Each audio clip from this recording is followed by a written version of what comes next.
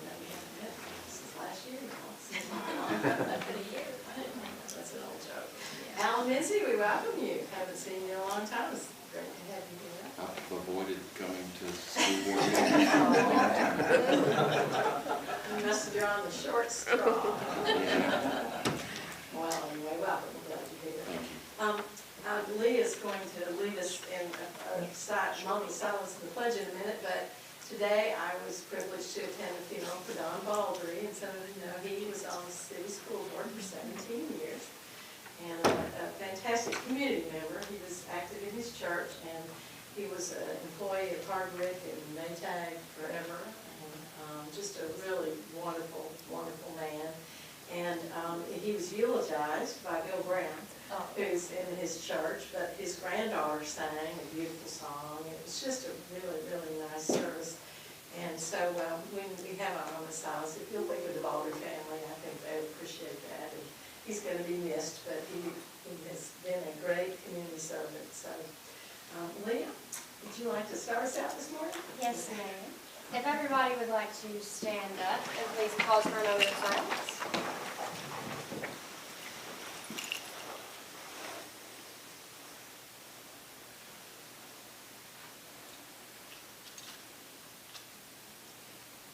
All right. And if you would turn towards the flag and repeat the pledge. I Pledge allegiance to the flag of the United States of America and to the republic for which it stands, one nation, under God, indivisible, with liberty and justice for all. Leah, welcome back. In our December meeting, you were a busy young lady, huh? Yes, ma'am. You can tell us about that a little bit. Okay. Yes, ma'am. All right, board members, you have in front of you the consent agenda. Is there anything anybody would like to take off of the consent agenda and put on regular agenda? If not, I need a motion to approve. So moved. Okay. Second. Okay. All those in favor say aye. Aye. Aye, it's unanimous. Perfect. Okay. And we will go straight to Dr. Dyer and the practice update. Okay, well, first of all, Happy New Year. Good to see you all this evening. Good to see all of our folks in the crowd and those watching as well. Professional development went really well last week. We had a great professional development day on Wednesday. Of course, we were out Thursday and Friday, but the first day we came back with our teachers and staff. That went really well, and it was good to see a lot of smiling faces out there learning the things that we need to make sure we're accomplishing for the second semester. Just as a reminder, the General Assembly returns to session this week, and folks are traveling to Nashville to get kicked off for another legislative year. I know that TSBA and TOS and Ames and all of us will be paying close attention, so I'll be sure to bring things to your attention as needed, and I'm sure that Carolyn will be on the TSBA board, and those of you in the crowd over here will be watching too, so anything we need to discuss or talk to our local legislators about, we'll be sure to do so. The posting for Cleveland High School principal is now live on our website. As a reminder too, that also will post to other websites along the way, including sites like Indeed and Munster and other sites that are active, and people have already been asking about this position, so I'm sure that we're going to have some quality candidates from both inside and the outside that will be looking at that. This posting will stay up for a while. I'm not looking to necessarily do interviews until about the 1st of March, as I discussed back in our December meeting. We do have a community survey that will be going out starting tomorrow. We're going to make sure that is sent out and distributed in a whole lot of different ways, so we can get as much and diverse feedback as we can from employees, from alumni, from the community in general, from students at the high school, employees in the district, and so forth. So that will be going out very, very soon. We also have some focus groups. Now, I'm going to be meeting with our student advisory group coming up this Wednesday. We'll be holding employee feedback session at the high school, meeting with everyone from school cafeteria, the teachers in the classroom, and everything in between. So we want to make sure we get feedback there. We'll be attending the open house here at night at the school to make sure that we're getting feedback at that session, as well as talking to community partners. So we're going to be making sure that we, again, get as much feedback as we can about what the community in general is looking for in our next principal at high school. As a reminder, Martin Luther King Day is coming up soon, January 17th. Our schools and offices will be closed that particular day. To end my session tonight, I want to give a feature about Cleveland High School. We have a lot to celebrate in all of our schools. I'm very proud of what all of our schools are doing, and I look forward to doing sessions like we're about to do with all of our schools over the coming months. This is the beginning of what we'll be doing, but I think we can do this for all of our schools over the coming board meetings and help you better understand some of the great things happening at the school, but also the community in general. Now, we also will be using this since the principal opening is coming up fairly soon. Well, it's out there now. I think this is a good piece to get out and make sure that those candidates that are looking for a position maybe at our high school have some great information to look through. And it's a good thing that they can have just at their fingertips to see the great work that's being accomplished and something that they want to chip in and be part of in the future. So we'll go ahead and go to the first screen. Just a reminder, Cleveland High School has been designated the Tennessee STEM school. That's something that a whole lot of people at the high school and our district office worked extremely hard on to get that designation, and we're very proud of that fact. STEM designations aren't just passed out. You have to earn those, and it's a very process to go through, so very proud of that for the high school. Middle school is also working in that, and I know we have elementary schools that are underway as well. So very proud of the high school for being a STEM designated school. As we look at different programs at the high school, advanced placement is one that a lot of you are, well, I know you're all familiar with, and people in our community have at least heard of or may be familiar with. Over the last 10 years, if you look at 2011 versus 2012, you can see the vast growth in the number of AP type programs that are offered at Cleveland High School. There's just a tremendous growth period there, and the offerings for our students have exponentially gone up, and that's something, again, that's what we want to do. We want to have as many different variety of courses as we can for our students, so they can find something that interests them, and they can take their time to really dive into more. As we go to the next screen, you'll see additional information about AP courses. You can see the number of AP exams given at the high school. I mean, look at that 2011 versus 2021. Huge growth in the number of AP exams that are given, and the number of 3 or higher scores over those same amount of years. So great work being done by a lot of hardworking teachers and students, of course, the principal and administration of the school as well. It doesn't just happen by chance. It's hard work and dedication to making sure that we're doing all we can to help our students benefit in what they're doing. But not only in AP courses, we also have a variety of other courses for our students as well. We're very proud of our dual enrollment courses. As you can see, 258 on-campus dual enrollment courses underway, 170 off-campus dual enrollment, 495 on-campus dual credit courses, 273 credits, excuse me, I should say. 273 work-based learning. Ryan back here is working the camera for Mixed 104 was part of work-based learning last semester, and he's landed a job there, so we're proud of that. He's doing great work. So, and 52 TVEC students are underway too. And just a reminder, our TVEC are students who are earning both their associate's degree and their high school diploma at the same time. So, great work, a lot of hard work, but great work being accomplished by our students and our staff.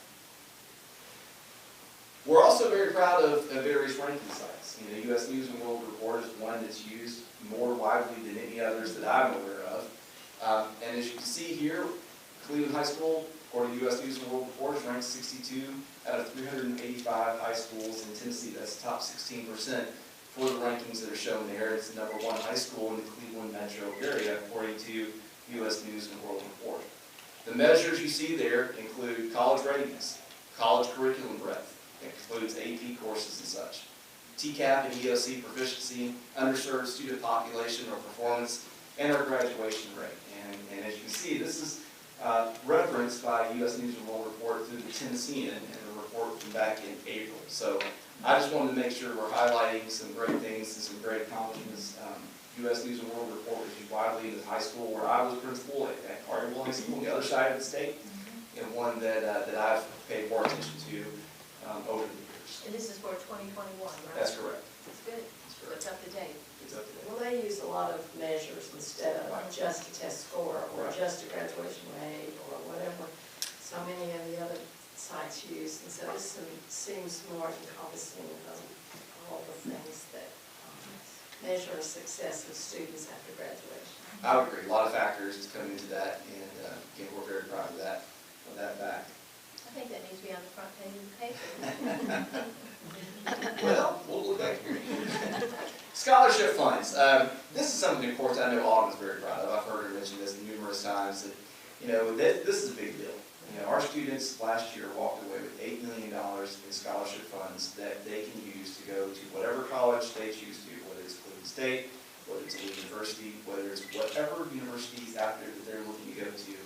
That's something we're very proud of. An average of $21,052 per graduate is pretty outstanding. So big dollars, and that again is a result of their hard work. Speaking of hard work, level of effectiveness of our teachers at our schools, or high school. LOEs, we're not generated for the 1920 year due to the pandemic, but this goes to 2021. As you can see, level 1 and level 2, there are 0 teachers. It goes from level 1 to level 5, level 1's the lowest, level 5 is the highest. And this is a score generated by the state.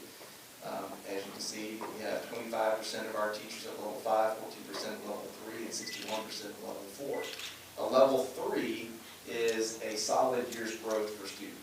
Okay, so that's what's expected. Level 4 goes up, level 5 goes higher than that.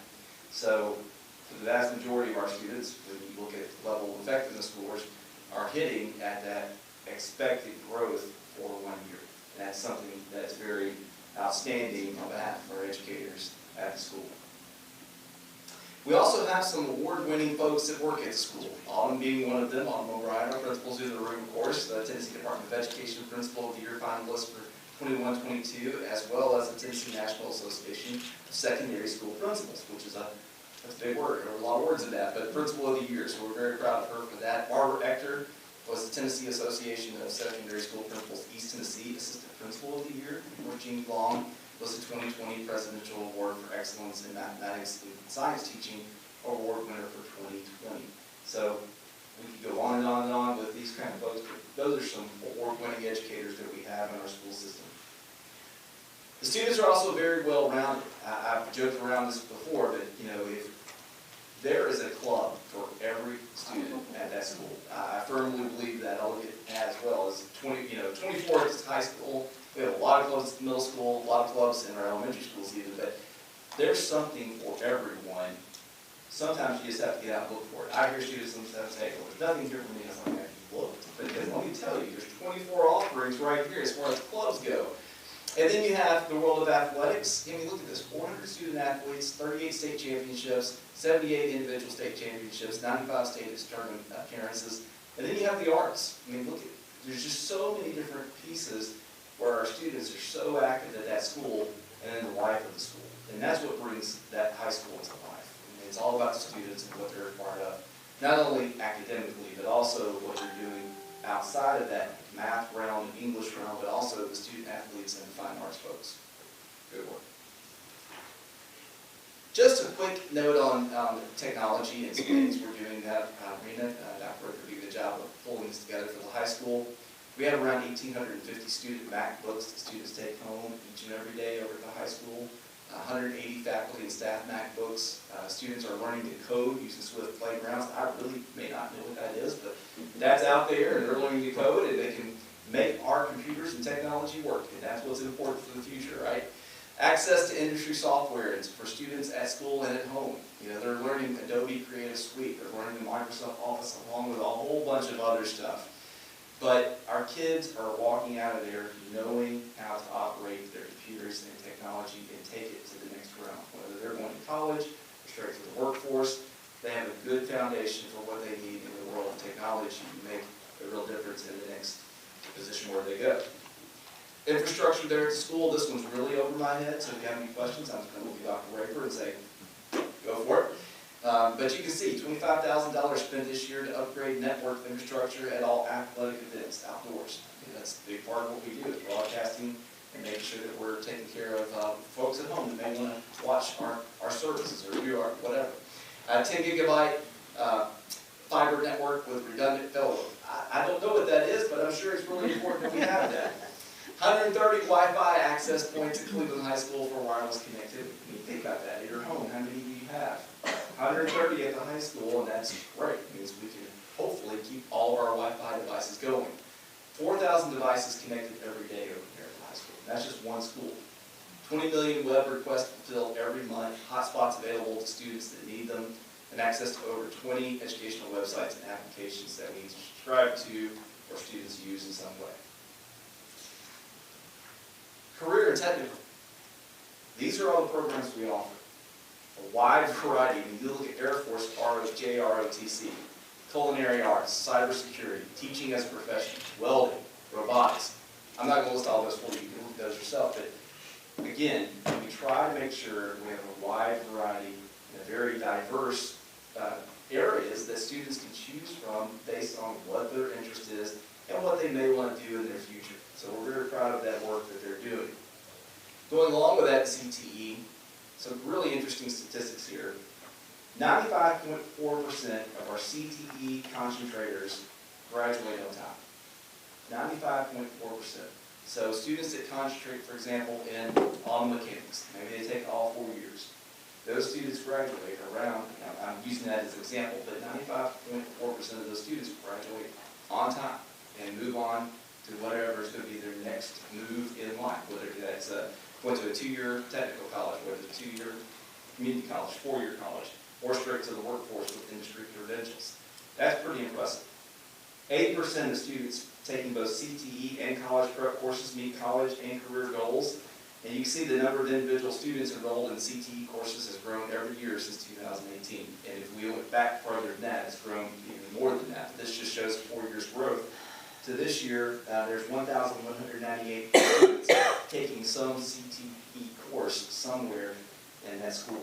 And you can also see the industry certifications offered to high school students. I won't read all those to you, but you have automotive, aviation, all the way down to engineering, you have health sciences and so forth.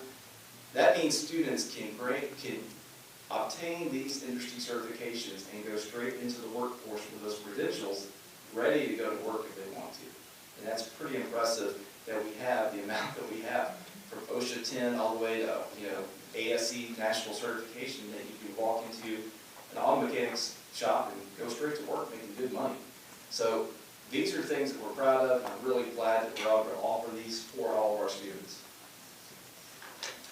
We also have a lot of awards. Again, I won't go through all those, but if you look around, there's a lot of different things. 2018 engineering design for Walker out there. We're doing work with them again this year. Very close partnership. 14 PCT certifications awarded. Biomedical Engineering Program of the Year. Colonel Scott Campbell, Teacher of the Year. Rennie Wittenbarger, Supervisor of the Year. A lot of different awards come to the CTE department. We're doing really wonderful work thanks to a whole lot of, again, hardworking teachers and staff at that school, and of course our students. The CAPS Network, again, this is a fairly new program, but already we have 4 partnerships. Now, 2 of them, honestly, are on hold right now until we get COVID numbers back under control, especially our healthcare ones. That's kind of in waiting, ready to go, but we just have to work on that a little bit. But the Cleveland Utilities and the Cleveland City of Cleveland CAPS programs are underway. And hearing rave reviews about, especially I'm hearing more because it's been established a little bit longer, the Cleveland Utilities program. For people that are involved in it, learning a ton of new information, and their folks love coming to the high school to teach our students, and our students are loving going over to Cleveland Utilities to be part of that as well. So this is a program that will continue to grow. It's still very much in its infancy stage, and we're growing it slowly, trying to just build up to where we want to get to in the future, but very proud of where this is headed. As well as Rager Evolve. Rager Evolve is brand new this semester. And this is an entrepreneurial program that's been kicked off. Dr. Shaez and, Autumn, who else do you? Dr. Shaez and Amherst are leading this program at the high school. Rager Evolve is going to basically involve students running corporations at the high school. So they're going to be doing everything from making of signs to printing of shirts and all these other functions, but they're basically running a business inside the school with consultants that are our teachers, and they have to answer to a board of directors made up of advocates from community businesses. And Dr. Elliott and I went and met with the initial meeting to kick off, and then we had to run out and go to another meeting. I think that meeting was supposed to take an hour, and I know you were there much longer, 2 hours, because it really took off. I think the community is going to really enjoy this program. This is just the beginning of it. So we're going to hear a lot more about Radar Evolve as we go. But you can see business plus accounting plus marketing plus sales plus manufacturing equals Radar Evolve. So students are going to be leading that. It's just going to be our facilitators at the school helping to guide them along. But the students are going to have to answer to the board of directors or whatever the official name is and tell them and give them progress reports and answer tough questions from community business leaders as well as others in the community that are very involved in that program. So looking forward to that, and we'll keep you updated because this is brand new. We'll be interested to see where it all goes down the road.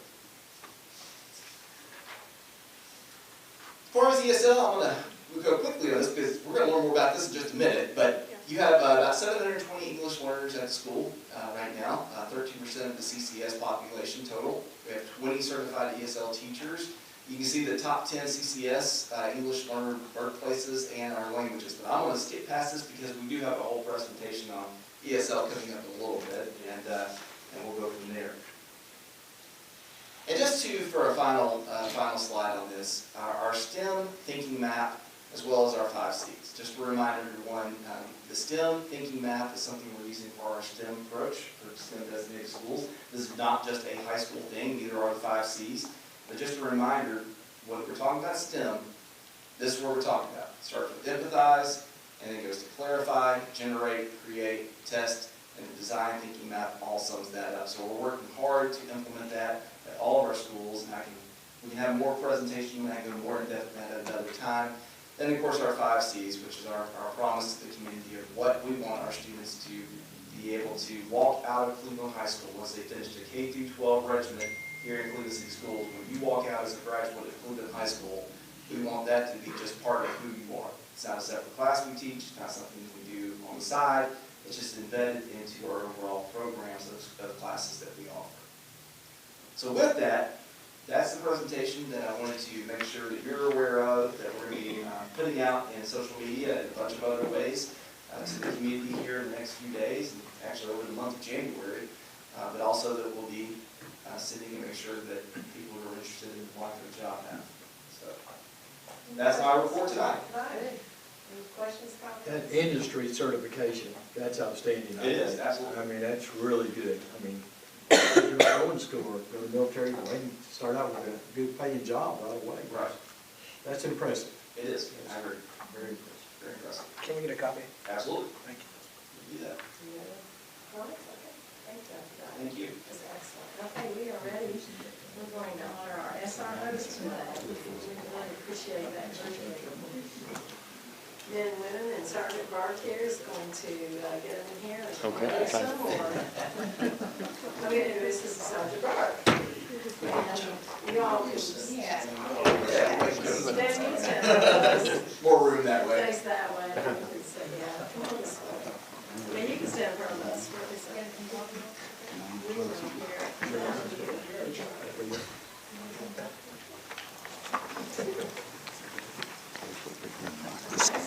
What did you decide to do? Are you going to introduce them, or do you want them? I'll let them introduce themselves, but I'm Charles Burke, I'm the sergeant of our SRO division. Travis? Travis Gregg, I'm at the high school, been there for about 4 years. With the department, this is my 24th. Raul Cruz, I'm at the middle school, I've been there 5 years, and I'm the department for 8. Mike Harris, I'm at Candies Creek Elementary. I've been SRO almost 9 years, and I've been to the department 29 years. April Ratcliffe, I'm at Life Bauer, I've been there 17 years, and at the department for 22 years. Willie Espinosa, at the high school, been there for 3 years now, with the department 7 years. Nathan Hartwig, I'm at Mayfield Elementary School, been there for just over a year, and with Cleveland Police Department for just over 2 years. I'm Jansen Massey, I'm at Stewart Elementary, I've been there for 3 years, and I've been at the department for 12. My name's John Nyland, I'm at Yates Elementary, I've been at the department for 24 years, I've been an SRO for 12. So welcome, and we would like, Dr. Dyer's got a little gift for all of you all, and Yeah. we have board members.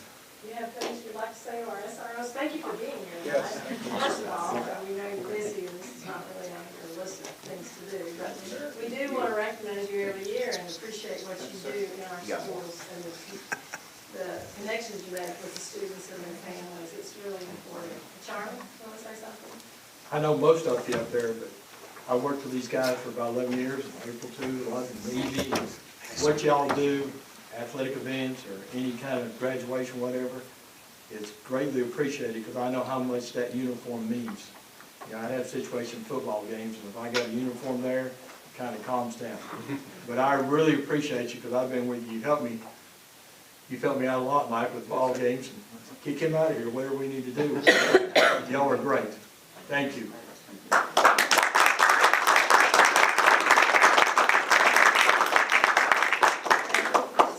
have grandkids in the system, and I have kids in the system, and I appreciate you all so much. I hear nothing but wonderful, wonderful things, and we're just so grateful that you're here, and hope that you never leave. I had two of these when I was at Yates. And I love them just Thank you all for being here tonight. We Thanks for appreciate having it. us. We appreciate you so much.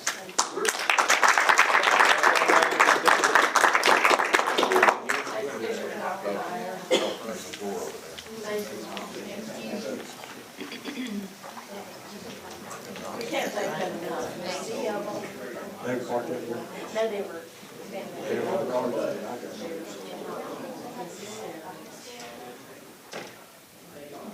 I dealt with them 11 years, and they were, just that uniform does a lot. They calm everybody down.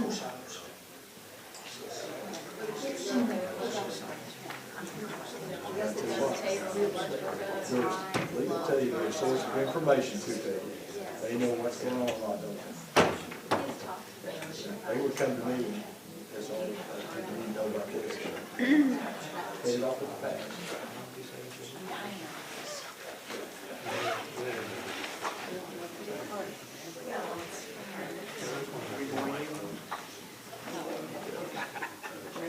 We're taking calls here.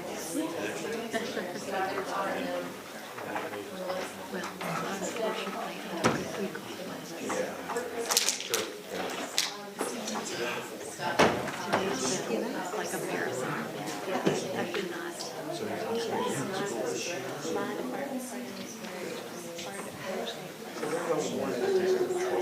Yes. Well, Let's go ahead. and I don't know this. Well, now busy time.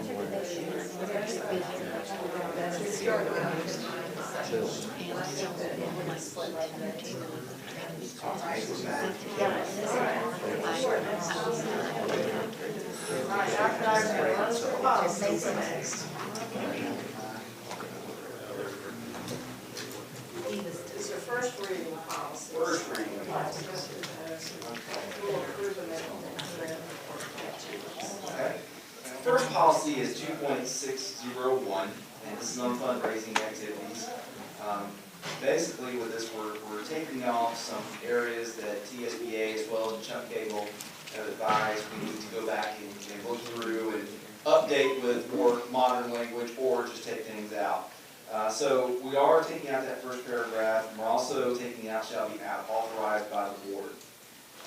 Basically fundraising activities are approved through a process we go through now Cindy, and then it officially is approved as from the superintendent's office through a designee. So we have a very thorough process for fundraising, a lot of checks and balances that are required by state law that we have to go through before a fundraiser gets all the way to the finish line, to where students are actually asking or soliciting money or anything else. On the second page, we do have a new section that's in red, fundraising for non-educational purposes. And part of what we have to do here, what we're asking you to do tonight, is on first reading approve that an employee may be authorized to raise and use funds for the following non-educational purposes, and that could be bereavement support. So a lot of people call this the sunshine fund at school, where if you have a death of either someone on staff or family member, you could send flowers. If that money cannot come from a general school account, it has to go from a separate account, and that's where that money can come in. Awards, employee morale, banquets, a Christmas banquet or an end-of-the-year banquet, those kind of things, or other situations at the principal's discretion And you can see those funds shall be derived from vending machine revenue, or if someone comes to the school and says, I'd like to donate $100 to a sunshine fund, something like that. So we have internal procedures ready to go with this, but we do need to approve this on 2 readings for it to move through. Any questions about this one? We used to approve fundraisers, but that was like chasing our tail because it was, you know, the teachers couldn't give us a list at the beginning of the year because they didn't know necessarily what their clubs or their classes wanted to raise money for. So when we were looking at the policy, we thought, we probably ought to take that out since we don't do that. And, but, you know, you can put it in if you want to, but that's a board decision. So Dr. Dyer got with Chuck Cagle and they recommended that we take that out. Otherwise, it would be like field trips. We would have to be approving all of them, so. Okay, thank you. The second board policy is really more just an update, 5.3052, which is COVID-19 leave. Basically, we're striking out that this policy ended December 22nd, and now we're going to extend this through June 30th. So this just extends this policy until June 30th of 22. Any questions about that one? Okay. Student records, this has been, again, a very lengthy process working with Chuck Cagle, and Kelly Kaiser has done a great job of working with Chuck Cagle on this to get us to where we are. Basically what we're doing is updating our student records as well as our student records annual notification of rights. So this is 6.600 and 6.601. They're really tied very much together. And updating the parts dealing with mainly directory information and who has access to that and what is directory information and so forth. So, you know, when you start looking in here, there are quite a few changes to our policy. Again, Chuck Cagle has looked at this. Hamilton County has an approved a very similar policy to this, and kind of was our starting point for looking at this. We have made some, I think, slight changes from what they have based on advice from our legal counsel. But just walking through it quickly, confidentiality of student records shows how that would be performed. Definition and use of directory information is very precise now, I think, where it was a little loose before this policy has been changed. Release of student records without consent, how that is to take place, and again, it's very precise. A lot of that didn't change because that's still state law about how that operates and who has access to those. But, you know, definition and specific uses of directory information was cited there. Release of student records consent, how that is accomplished, as well as record keeping and how we go about doing that. And then there was one legal addition, the U.S. Patriot Act 2001 was put out as a citation. So, student records, any questions on that? I know there are more changes to this policy than the others, so I'd be glad to answer any questions you have, or Mr. Kaiser may be able to as well. Any questions? Yes, sir. Okay. Like I said, 6.601 is tied to that last policy, and basically it strikes out directory information because now that's covered in 6.600. So that's the only change to that, as well as some legal references, but that's what we have for approval tonight on first reading. Okay, I need a motion to approve on first reading all those policies. So moved. All right, Peggy, Carol, second. Any questions, discussion? All right, all those in favor, say aye. Aye. All right, it's unanimous. Very good. Thank you, Dr. Tyler. All right, we're going to go and look at the 2022 annual agenda of the board. And we always do change this a little bit because as we go through the year, we figure some things out that we don't use. And this is just an outline. It's not a strict, we have to do everything on it, or we can't do something that's not on it. But it gives us, as well as the public, an idea of what we're going to talk about each month at our board meetings. And if I'm a parent and I'm particularly interested in something there, I can look and see what month that's going to be there and come to the school board meeting if I choose. Or view it now online. So anybody have any changes to that we have sent you, or additions, subtractions? If not, I need a motion to approve it, please. Okay, Carolyn. Second. Christopher, Charlie. All right, no more discussion. All those in favor say aye. Aye. Aye. Excellent. next thing we're gonna move to is the director's evaluation instrument, and Julie has printed it out for everybody. We sent it to you in December, so you could be studying it and deciding if you wanted to make any changes. So at this time, does anyone have any changes or suggestions they would like to make about this evaluation? And that's what we will use this month when we do the evaluation of Dr. Dines. And if not, we'll just, Chris? I've got a question. So just to clarify, when we look at this, I think I asked this last time, are we, and we didn't address it, so I just want to make sure, are we evaluating the 2021 school year or the calendar year? You did ask that, and I thought to myself, we didn't talk about that. What's your answer? My response would be, this would go back to the following year. You know, these are the things that were accomplished last year in the school year, 2020, 2021, and that we moved into this year. And then the next set of goals, I think, to clear that up, I think the next set of goals would start in February when we do this evaluation. This comes up every year. So I think if we could clear that up beginning after we do this evaluation and start February to February, then we can move forward and everybody has a clearer understanding of exactly what we're trying to do. That's what I assumed, because goal number 1 says the 2021 school year. Right. So I just want to Right. make sure that Yeah. that's consistent. Yeah. So it's the 2021 school year. Right. It gets confusing, I think, because we do, the evaluation falls in February, so it's not beginning for, it's an odd break there, how that works. So we can work to clarify that, to make sure we're all on exactly that same page. But yes, that's the answer I have for you. And we do it at this weird time because in the fall, getting school started, there's so much going on that we just kind of do it now before we get hit with spring. You know, by contract, we have to evaluate Dr. Dyer and by law as well. But this is just a good time because we have the time to have the meetings with him and those kind of things in the winter months when everything's not crazy like it is at the start of school. So we might look in the future, February to February. I kind of like that, yeah. Yeah, for the goals, and then it's an odd time to set goals because it's not, Right. but we can use that strategic plan and make that work. So are there any changes or anything on this? If not, any motion to approve this? So moved. Second. Okay, any other questions? I want to thank Krista, she did a lot of this. I mean, she simplified it, it's a lot better than it used to be. Yes. A lot better. Yes, just did a lot of work on it. And I will just add, you have the document that you and I have worked on as far as the proofs that you might need, but if you need additional information, because we did simplify it at the request of board members this year to be more cut and dry, but if you need more or additional information, just ask us and we'd be glad to do that for you. All right, all those in favor, say aye. Aye.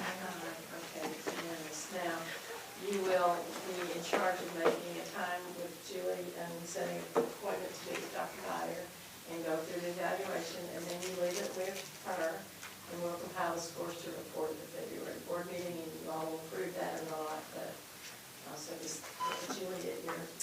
And then we decided, moving on to the board self-evaluation, that one fell in an odd time, and we didn't do it last year, so I think it happened somewhere in the summer or something, we kind of did it. So traditionally, now, it's best to do it the same time we do the director's evaluation. And we kind of compiled this from other evaluations we looked at across the state, across the United States.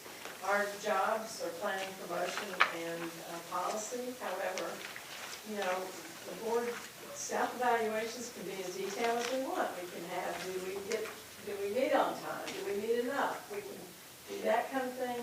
But we thought this would be a good starting place because this is what we know by law our duties to the school system are.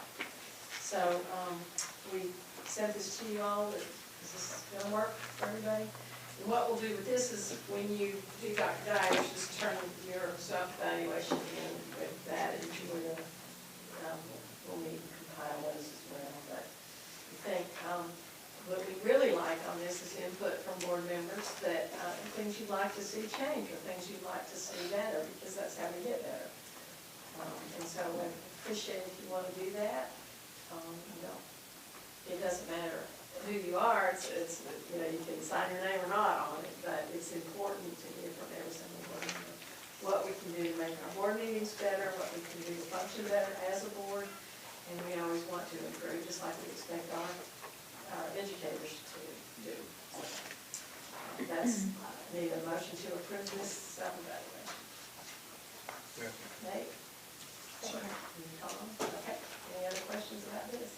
All those in favor say aye. Aye. It's unanimous. I really look forward to hearing comments and suggestions from you all, and you know, you all are free to give those to me anytime, and we kind of share with each other sometimes ideas that we have, and that's important. We got to keep doing that, but this will be our record of our self-evaluation, and that's one of the requirements for the board of inspection too. We need to have something in place that shows that we do that. All right, strategic plan focus, Dr. Fire. Christie Duncan will be done for. Christie, all right. Can't believe we have 20 ESL teachers. Remember, we just had. I remember when we had two, and one was me and one was my husband. So things have changed a lot in the ESL world since I have been around Cleveland City Schools. I do appreciate you all having me here tonight to talk about the ESL program and the work that we're doing within our department. As I share with you tonight and go through this presentation, please feel free to stop me if you have any questions, and I will be glad to clarify anything. All right, I want to start with some demographic information because I think this always helps to sort of set the stage and the context for our program. Wanted to let you know that we currently have 1,450 non-English language background students within our school system. This represents 26% of the population of Cleveland City Schools. And these would be students that have identified a language other than English or a language in addition to English as their home language. So you can see that we have quite a bit of diversity within the Cleveland City School system. We have over 20 different home languages that are spoken. Spanish is the predominant language, as I'm sure you could have probably guessed. And then I included some of the other languages that we have. We have Gujarati, Chuukese, Vietnamese, and Ukrainian to kind of round out that top 5. And then I listed a few others as well that have smaller populations of students speaking those languages. All right, so not all of our English learners qualify, not all of our non-English language background students qualify for ESL services. Of the 1,450 NELB students that we currently have 732 that we consider to be English learners. That is 13% of the Cleveland City Schools population. You can see the breakdown of our English learners in the various schools throughout the district, as well as the number of ESL teachers that we have assigned to work with the students at those schools. Most of our elementary schools have a relatively similar population, with the exception of Blythe Bower, which is our largest elementary ESL site. We also have large populations of students at Cleveland Middle School and at Cleveland High School. The majority of our English learners, over 50%, were actually born in the United States. And within the last several years, we've seen that most of our immigrant students coming in from other places are actually coming from Guatemala, as you can see in the chart. And then we have large populations of immigrant students from Mexico and Honduras as well. And then as well as a few other places and locations that I have listed to kind of round out the top 10 birthplaces here. Yes. Yes. That's the little guys, and K1 and 2, and is that 33 and only one teacher? Is that okay for that? I mean, that's got to be hard with the little ones. Yes, we're doing pretty well with that Yates population. We feel pretty good about that. Our ratio statewide is 35 students to 1 teacher. And that is actually an area where, scheduling-wise, we feel like we have good coverage at Yates. I think as we go into the middle school and the high school, that's where things are a little more challenging for us, and we have been a little stressed at Blythe Bower this year as well to cover the students that we have there. But we feel pretty good about that at Yates. She works with them in small groups throughout the day and scheduling wise. Kindergarten first and second. Yes. Yeah. Fortunately, the schedule's really great. Stephanie has got a great schedule going on for the English learners at Yates, and she's able to work with them in small groups throughout the day, and that schedule's looking pretty good. Yes? For high school, it's the number of learners are more than in middle school, but you have more middle school teachers than you do. We do. A lot of times what happens with some of our more advanced English learners at the high school level, if they score above a certain threshold, we are still required to test them and monitor them, but they don't necessarily take an ESL class. And so even though I know the 155 looks larger than the 140, but we do have good coverage of the students that are enrolled in ESL classes at the high school. It's just that if some of our students have taken at the high school an ESL 2, a 3, a 4, they've pretty much maxed out at that, and then they need to be in other classes during their day to kind of round out their schedule, if that makes sense. Yes? Do you have people in the system that ESL teachers that speak Spanish that can translate? Well, actually, as I come to one of my next slides, you're going to see some support staff that we have right now that are bilingual. That's one of the things that I wanted to highlight for tonight. Some of our ESL teachers also do speak Spanish and are able to use that Spanish to clarify as they're working with students, but I am going to get to a slide that kind of showcases some of our support staff that is bilingual. All right, so in terms of our strategic plan, our goal for English learners is that they will develop full English proficiency in listening, reading, writing, and speaking in English during their time in Cleveland City Schools. And so with our strategic plan, we have 3 key areas of focus that are listed here. First and foremost, we want to create a culture within our district where we're all working together to support our English learners. We want our administrators, we want our teachers, our classroom teachers, our ESL teachers, our families, our support staff working together for this goal. And so I think that's the first thing that we want to make sure that we're doing on our strategic plan.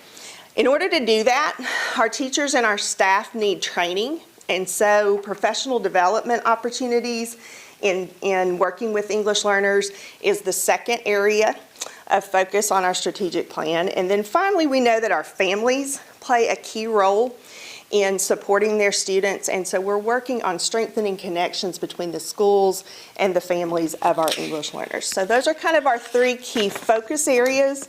And moving on to the next slide, you'll see those 3 focus areas. And then I have listed a number of things that we have done throughout this fall semester working towards each of those goals. I'm not going to go into all of those bullet points there, but I do want you to see that we've been very strategic in the work that we are doing in each of those areas. And so I'm going to pull out 3 items now to highlight for you from this strategic plan.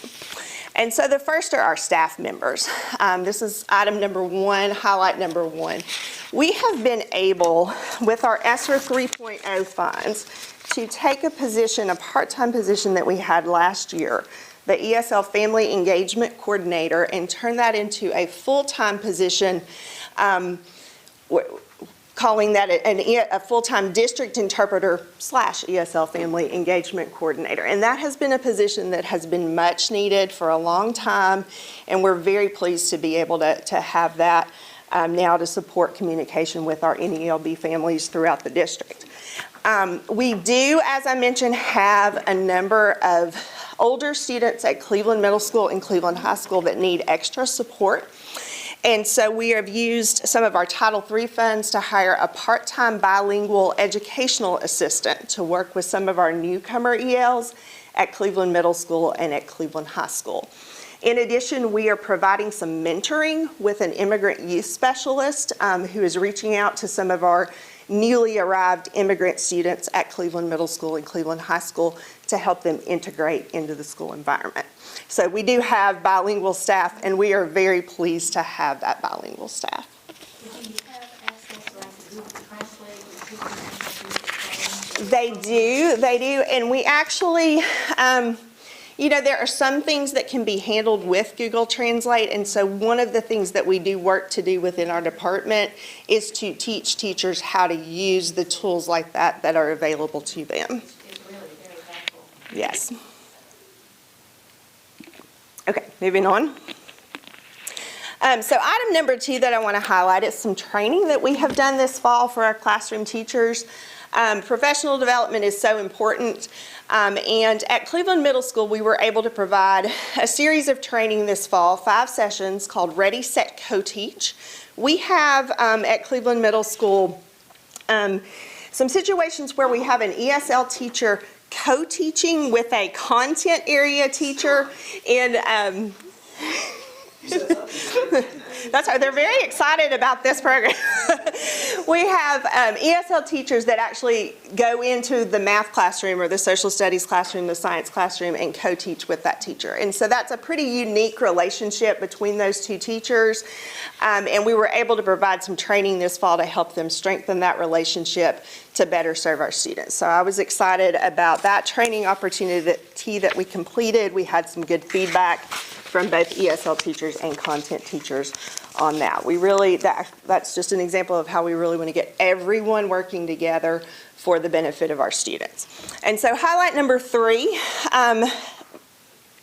is the newcomer ESL program that we have been able to offer as part of the extended learning opportunities that we have going on throughout the school system. We did this in the summer and also this fall.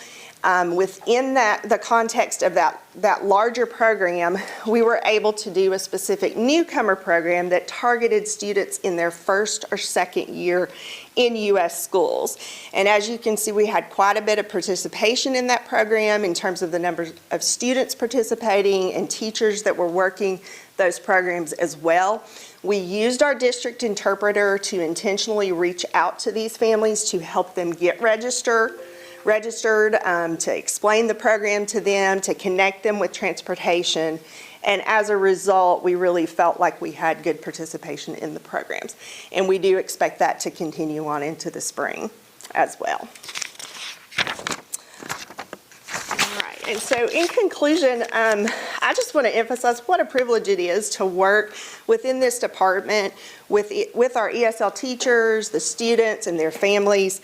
We've got a strong program, we've got quality teachers, we've got really remarkable, resilient students, and then we've got families that are so grateful for the support that we are giving these students. And so I appreciate a system that works together for these students, and I appreciate the support that you give us to do that.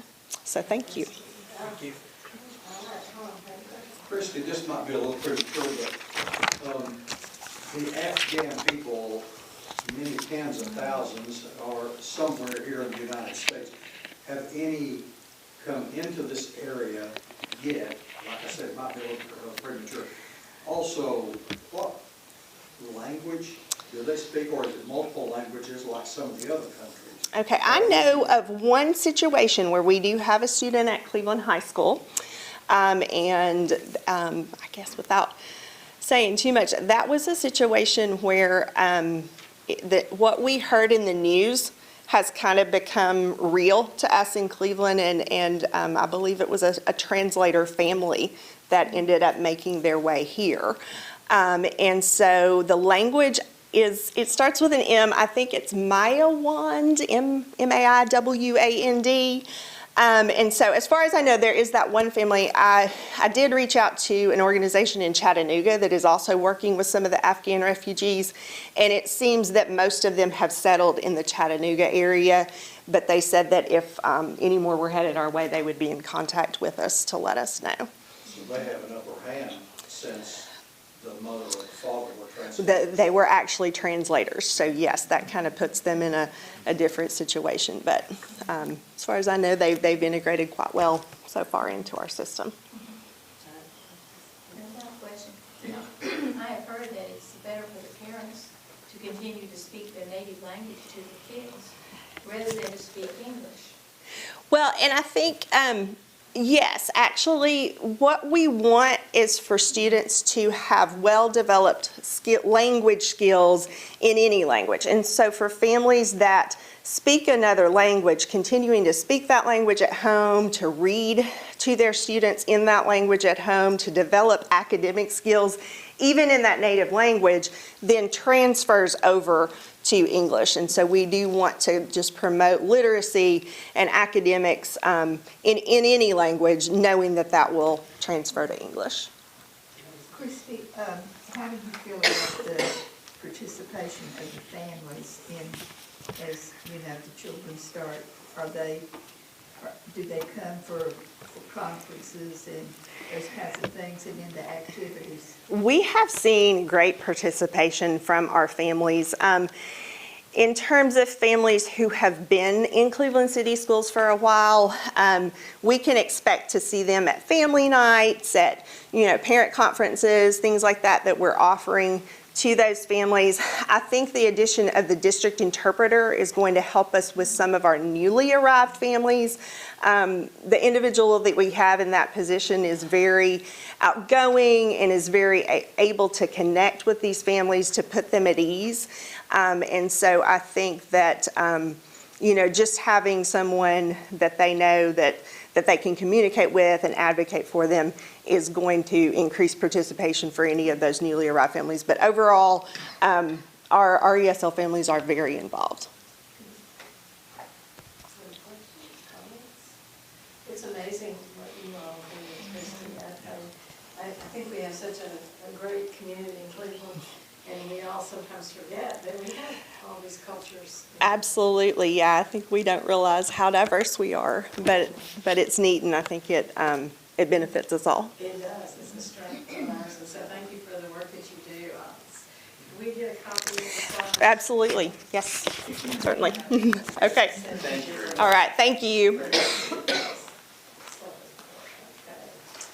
COVID plan update. Oh, Laura. Yes. Thank you guys for letting me share here tonight. So I'll just start out with saying as our COVID numbers start increasing in our community, we all know that that's happening. Our COVID task force will meet this week to kind of review our tiers and all of our, plans and things and make sure that we're ready to go if we see a spike in our tier, our tier criteria. So we are going to be looking at that, kind of letting our school nurses get back in. They've been making a lot of phone calls today, updating those numbers and spreadsheets and getting documentation and things like that. So we are looking at that and we are prepared. So I'll talk a little bit about testing. I think that's something that we have going on right now that's really good for our students, our staff, just our whole school community. So we're currently offering rapid COVID testing and PCR testing to all of our staff and students. You can receive a rapid test in any school, so parents, students, staff, not for the parents, but they can have their child tested at the schools. PCR is available. We use a drive-through type PCR testing at the high school. Our COVID nurse is able to perform those. We began testing on 8/30/2021, and since then we've performed 189 tests.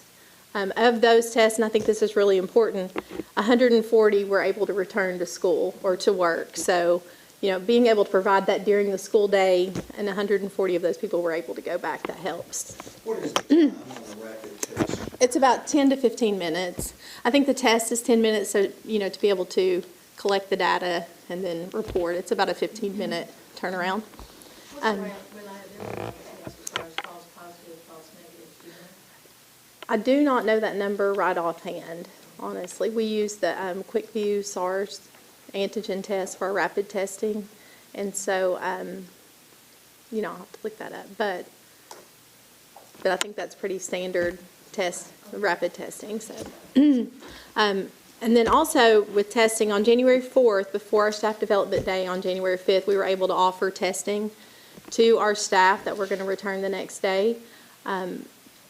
We did this at Cleveland High School. I don't know if you guys have seen the bus behind the softball field. It Hal has turned that into like a mobile clinic for us. So we're thankful for that though, because it does provide an easy way for people to pull in and we're able to test them. We don't have, transmission is not as high if someone is symptomatic. So that's really nice. So that's been a great asset to our COVID testing. And then also with our ELC funds, we do still have it in the plan to purchase a mobile clinic that will be able to move from school to school. So this will be another great, feature or thing that comes from the ELC funds.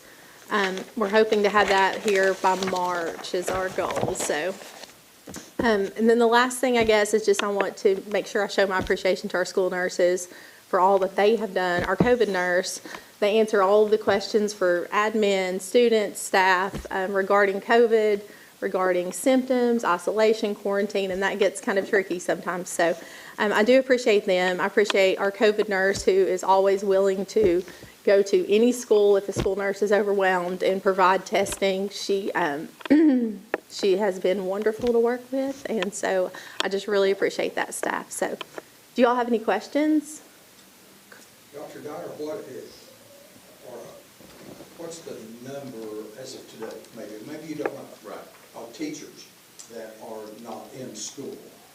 I believe as of this morning, and Mr. Kaiser can update me if I need to, but I think the number of total staff that are around were around 34, and we were able to provide subs up to about 26 or 7, somewhere in there.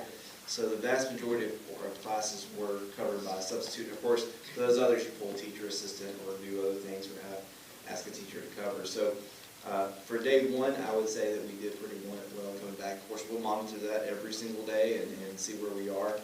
But having that testing on site does allow that if a teacher is feeling a stuffy nose or whatever, can look at that test, and if it comes back negative, can go back to the classroom and keep teaching if they feel they can do that. Does the test tell you which variant a person might have? No. That's what I thought, it just says. Positive or negative. Mm-hmm. Yes. So we feel 26 of the 34, did we get the new substitute plan now with the program? Is that helping? Right. I think it's helping. I think it's still challenging because we have the same job market as everybody else in the world. But it seems to be helping. Helping? They're getting started. We'll give them a month or two. Okay. So I have a question. If a student complains of a scratchy throat, they don't have a fever, but the school nurse decides to call mom and dad and have them come and get the child, is a test required for that student to come back to school? No, not necessarily. We would probably, the school nurse would recommend that they do follow up with their pediatrician and then be symptom-free for 24 to 48 hours, depending on their symptoms. This time of year, there's just so much respiratory stuff going on that, we all think COVID, but you don't want the students to miss school if they feel well enough to be there. And our school nurses are really well-versed in offering that test at this point to those families so that they know that that is available. So, That's great. So does that mean a doctor's note's not required either? it's kind of a principal's discretion on what has been required. You do want some kind of documentation. So if you do have that COVID test, whether they go to the doctor to get that, the doctor tells them when they can come back, or if they take a test at school, you do need some kind of documentation. It doesn't necessarily have to be like a negative COVID test. But that might, we're all parents here, sometimes your children are sick and you gotta give them 3 days and they'll be okay, and you gotta go to the doctor. Not only because maybe you can't get in, but also the cost. Right. And so if you can get the COVID test at school, the COVID tests, I thought need to be 3 to 5 days out from the symptoms. And we do. If they show negative, then they may be positive. Right, and we do, if they have symptoms, one thing that we do recommend is that they do follow up with the PCR test. So if the if the rapid is negative, then we would, ask them to follow up with the PCR. And so offer that also, and that's also free. Those are all free to all of our staff and our students. So. If they go to the doctor, they test for COVID, but do they also test at the doctor's for strep? Because I've heard a lot of kids say they did not have COVID, they had strep. That would be something that they would follow up with their pediatrician to do. We could rule out COVID, and then we do have capabilities to do strep and flu, yes, through telemedicine, but just for, just in our clinics, what's free and not have to go through insurance or anything like that, we can rule out COVID. And then if it's not COVID and they want to follow up with their pediatrician, they could go to their pediatrician to be strep or flu tested. But if they have insurance, you all would be able to test them if your parents requested it. We could do telemedicine, and that's for anyone, insured or uninsured. Yeah, my grandchildren go to Oak Ridge, and the pediatrician comes outside, and he's got his white coat on, he's got a strep test in his pocket, flu test in his pocket. Yes. And the child never has to get out of the car, and they do those tests. It's just like, To be a lot of strep right now. And we've been doing a lot of drive-through testing, even in our school, like in our elementary schools, not just at Cleveland High School where we have that capability. Our school nurses will go out and meet families in the parking lot and test, or staff members in the parking lot and test, so. Well, thank our nurses. Yes. We know this has been a challenging, it's challenging without COVID, but Yes. this has made it more challenging. We do have nurses in all of our schools, and we're glad that we have Yes. that. And we got that before we had COVID, so that was a good thing. Mhm. So thank you. Yes. Wonderful job, and you have too. Well, thank you. Thank you. Did you write one time, she's a rock star? Did you write that one time, when you were in emails? You are. Well, thank you. Thank you. Thank you. Yes. Are you seeing any increase in mask wearing, or what, who you? Today, returning, honestly, I haven't been in the schools very much today, but I believe that, that's just something that, right now, if their families feel like that's what they need, then that's what they're doing, so, but I haven't noticed it myself. I was thinking that when all this COVID stuff is over, maybe we need to recognize our nurses. Absolutely. Just like we did our SROs. Will it end? Don't worry about it, we'll let them rest. Yes. Now, Leah, it's your turn, and you can take all the time you want, because there's no ball game or anything tonight. Everybody's hoping that. So no pressure. Very fast. We look forward to hearing from you.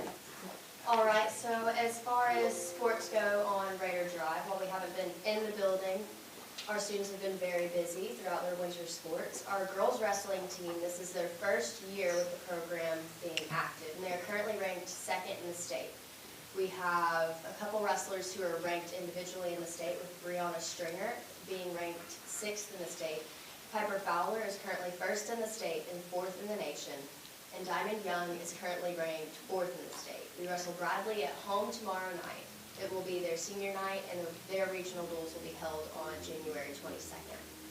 For swim, Jaden, I'm going to butcher this last name, Dauphiné, and Sarah Pirtle have both made state cuts, and many others plan on making them soon. Senior night is tomorrow at 6 p.m., and they will compete at the UTK Championship meet on January 22nd and 23rd. One senior, Sarah Pirtle, has committed to Berry College for swim. Our boys wrestling team is currently 1st in the state. 11 of 14 wrestlers are ranked in the state. On January 27th is the regional duels, and February 4th and 5th are the state duels. We will be wrestling for our 5th consecutive title. Also, Ashton Davis has committed to Cornell to wrestle. Our girls basketball team, they started off tough and had very many injuries with a difficult schedule. They're currently 12 and 4. Over break, they went to Greenville and played in the Andrew Johnson Bank Ladies Classic. Teams from all over the region played. We finished 4th out of 20 teams. They also held a pancake with Santa breakfast before Christmas. This event was a huge success, and they plan on making it a yearly event. Our boys basketball team is currently 5 and 9, but 1 and 2 in the district, and we have 2 district games this week. We host Walker tomorrow night and travel to McMinn County on Friday night. Hopefully this week will help turn our season around. For our bowling team, they finished up their season. They finished 8 and 4 regular season and 3rd in the district. Our own Coach Lamagna received Coach of the Year. Joe Colin made the girls all-district team. Ethan Mayo and Tommy Rollins made the boys all-district team. Our Winter Guard is entering their season. Their first competition is set for February 5th. They have 5 competitions total, 2 in February, 2 in March, and then the championship is in April. For our music and theater departments, theater finished up their class playoffs. The junior class won the class playoffs with a play titled The Actor Games. The performance showcase will be this month. The school musical will be Freaky Friday. Auditions will be in February, and the musical will be held in April. Our concert band, there were senior clinic tryouts held this past weekend. We had 9 students make All-East and 2 students make All-State. In March, they will travel to Maryville College for the East Tennessee Concert Performance Assessment. Renaissance will be starting their season this month as well. Their first competition is on January 29th in Montgomery, Alabama. They have 2 competitions in February. On February 5th, they travel to Albertville, Alabama, and on February 26th, they travel to Tift County, Georgia. Our CTE classes, our digital media class, they have started renovations in the media room, and I've been told that the new flooring has been installed. Our pharmacy class just completed their first full semester with the new CTE program. Our pharmacy, 423 Rader Pharmacy, is up and running. They have a lab set up where our students can make enemas, suppositories, cough syrup, and chapstick.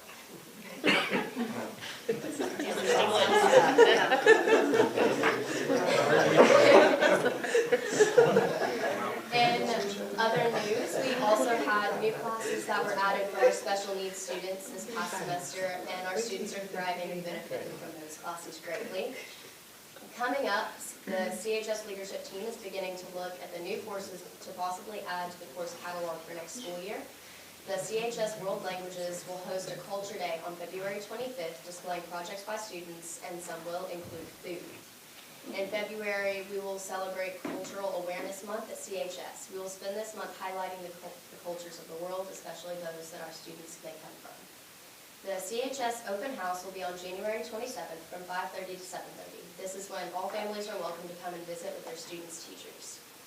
This week is Law Enforcement Appreciation, and I know we already thanked our SROs, but I just wanted to give a little extra love to Officer Gregg and Officer Espinoza for being amazing SROs, and I'm very thankful to have them on our campus.